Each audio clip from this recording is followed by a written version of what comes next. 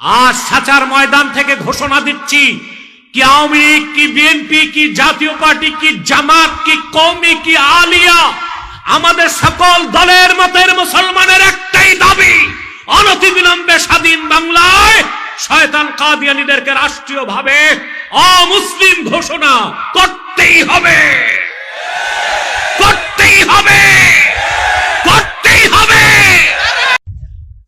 2013 সালে হেফাজতে ইসলাম মাঠে নামছিল, নামে নাই?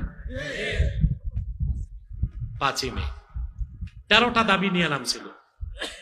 তার মধ্যে আমাদের সংগঠনের একটা দাবি ছিল, কাদিয়ানীদেরকে অমুসলিম ঘোষণা করো। হেফাজত যে সমাবেশ করছে, বাংলাদেশ স্বাধীন হবার আগে পরে এত বড় সমাবেশ কেউ করতে পারে নাই।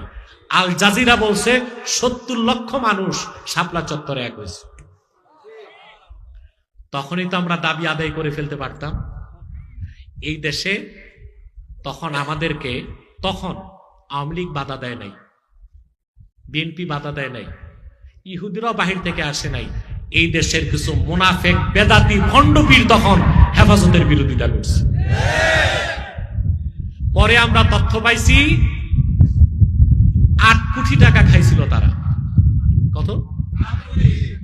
8 কোটি টাকা খাইয়া তাগুতের কাছ থেকে হেফাজতের বিরোধিতা করছে। মানে হেফাজতকে ওহাবি ফতুয়া দেওয়ার আর সময় পায় নাই।